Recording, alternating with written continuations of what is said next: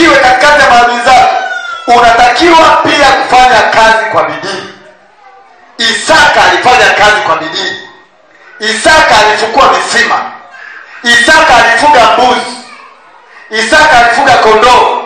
Isaka alifuga ng'ombe. Wewe unataka kufanikiwa, umebakiza maneno. Yaani mpaka kwenye vibanda unaandika maneno, dukani kwako mpaka unaandika na maneno.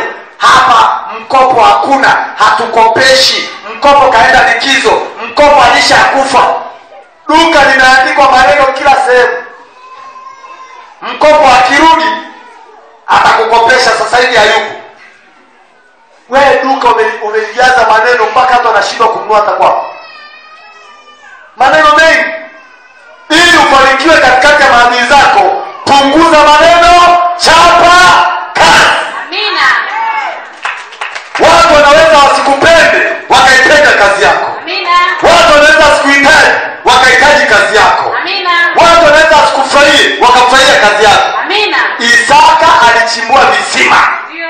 Isaka alifuga ng'ombe, kondoo na mbuzi. Amina. Wewe unataka kutoa nzima tu bla bla, unabadilisha tu makazi. Umeenda majengo mapya, mara umeenda Mwanza, ukipata 40,000 miguu inawasha kusafiri. Na miaka 3 sijasalimia, na miaka 4 sijasalimia, niende kwa mjomba, niende mashangazi. 40,000 unazunguka mpaka inaisha, unakuja kuanza upya. Umeishiwa kabisa. Kitu pekee ambacho hawezi kuwa nacho mjinga ni nini? Pesa.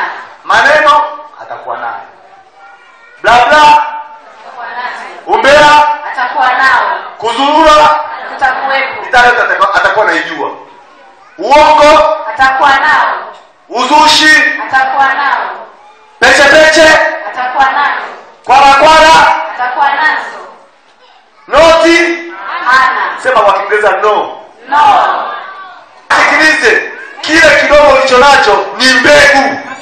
Mbegu haiwagi kubwa, mbegu haziwagi nyingi. Amina.